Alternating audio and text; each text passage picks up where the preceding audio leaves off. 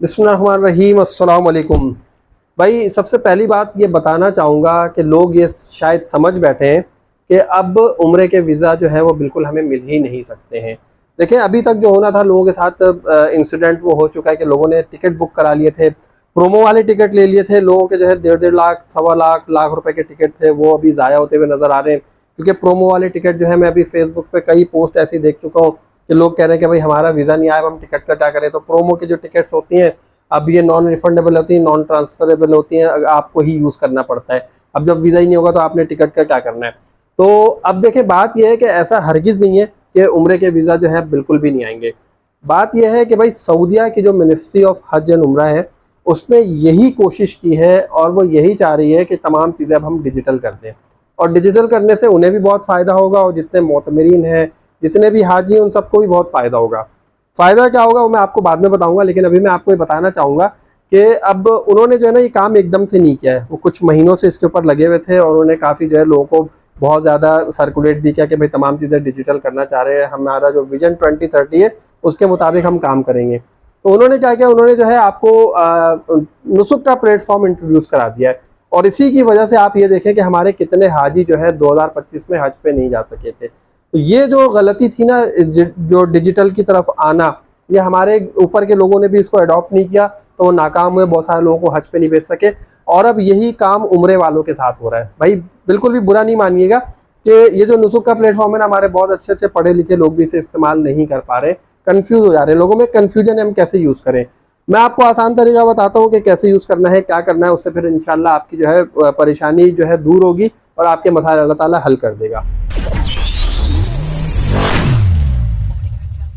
देखिए जनाब, बात यह है कि अगर आप नुसुक की ऐप डाउनलोड करेंगे, उसमें जाकर अपना जो है आईडी पासवर्ड जो भी है आप उसमें साइन अप करने की कोशिश करेंगे, अपनी आईडी बनाने की कोशिश करेंगे, जैसे हम कहते हैं आईडी बनाना, आपकी आईडी नहीं बनेगी। क्योंकि उस पर जो है आपको वीज़ा चाहिए, आपको पासपोर्ट नंबर चाहिए, आपको दोनों चीज़ें ज़रूर चाहिए। वीज़ा के लिए आप अप्लाई करेंगे, आपका वीज़ा आएगा तो ही आप कुछ कर सकते हैं। तो उसके लिए उन्होंने ये किया है कि उन्होंने जो है पोर्टल बना दिया है, वेबसाइट है इसकी, उस वेबसाइट पे जाकर आप काम कर सकते हैं, वहाँ से आप वीज़ा अप्लाई कर सकते हैं। वहाँ पर आप आईडी बना सकते हैं अपने जीमेल के अकाउंट से, जीमेल जो आपका ईमेल है ना जीमेल, उससे आप आईडी बना सकते हैं। आईडी बनाने के बाद जो है आप आगे वीज़ा अप्लाई कर सकते हैं। वीज़ा अप्लाई करने के लिए फिर आप पेमेंट जमा करा सकते हैं, आप वहीं से होटल बुक कर सकते हैं, वहीं से आप ट्रांसपोर्टेशन बुक कर सकते हैं, अपना जो पूरा ट्रैवलिंग है, जो आपका ट्रिप है वो आप प्लान कर सकते हैं नुसुक के प्लेटफॉर्म पर रहते हुए। और एक बहुत ही सेफ एंड सिक्योर प्लेटफॉर्म है, क्योंकि यहाँ पर जितनी बार आप लॉगिन करेंगे उतनी बार आपके जीमेल में एक ओटीपी आएगा जिसे बार बार आपको डालना पड़ेगा और फिर वो लॉगिन होगा, वरना वो लॉगिन नहीं होगा, कोई और उस पोर्टल को एक्सेस नहीं कर सकता। अब रही बात एप्लीकेशन की, तो एप्लीकेशन आप उस वक्त डाउनलोड कर सकते हैं, एप्लीकेशन में उस वक्त आईडी बना सकते हैं जब आपका वीज़ा आ जाएगा। आप एप्लीकेशन से भी कर सकते हैं। एप्लीकेशन में जो है यूज़ करना लोगों को ज़्यादा आसान लगता है बनिस्बत पोर्टल के।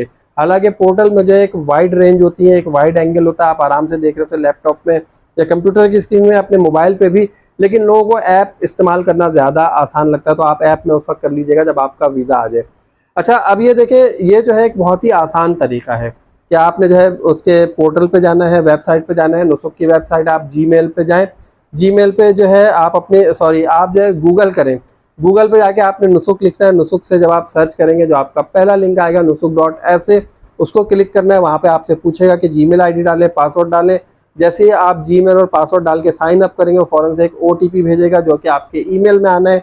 उस ईमेल से आपने ओटीपी उठा के जैसे ही आप उस पोर्टल पर डालेंगे आपकी आईडी ओपन हो जाएगी, फिर आप वीज़ा वहाँ से अप्लाई कर सकते हैं। ये एक आसान तरीका है जो कि मैंने देखा है। वहीं से आप होटल बुक करा सकते हैं, वहीं से आप ट्रांसपोर्टेशन बुक करा सकते हैं, तमाम काम आप वहाँ से कर सकते हैं ईजिली। तो यहाँ तक मुझे लगता है कि आपकी कन्फ्यूजन क्लियर हो जाएगी कि भाई हमारे वीज़े क्यों नहीं आ रहे और कैसे नहीं आ रहे।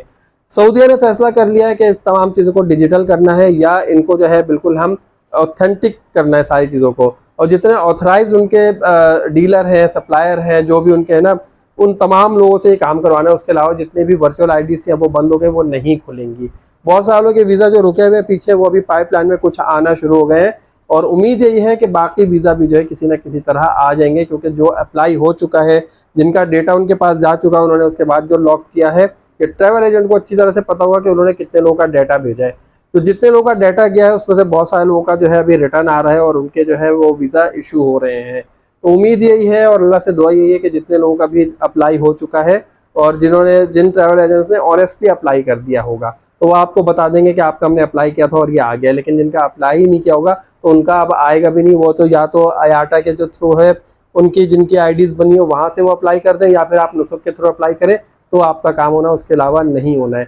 उम्मीद है कि आपको ये इन्फॉर्मेशन पसंद आएगी। अगर आपका कोई और क्वेश्चन है, किसी और तरीके से आप रहनुमाई चाहते हैं, तो मैं इंशाल्लाह आपको पूरी हेल्प करूंगा, पूरी सपोर्ट करूंगा इस चीज़ में कि आप अल्लाह के घर जाकर हाजिरी दें। मेरी दिली तमन्ना है, ख्वाहिश है, जितने भी लोग जाना चाहते हैं, जितने लोग वीडियो देख रहे हैं, आप सब जाएं अल्लाह के घर हाजिरी दें, हज़रत मोहम्मद मुस्तफ़ा सल्लल्लाहु अलैहि वसल्लम के दर पे जाकर बाअदब हाजिरी दें, उनको मेरा भी सलाम पेश करें, अपना भी सलाम पेश करें। आपको जिस तरह की रहनुमाई चाहिए कोशिश करेंगे कि हम आपको मुकम्मल रहनुमाई दे सकें। कोई और आपका क्वेश्चन हो आप कमेंट में पूछ सकते हैं। नेक्स्ट वीडियो तक के लिए आप मुझे इजाज़त दीजिए। अल्लाह हाफिज़।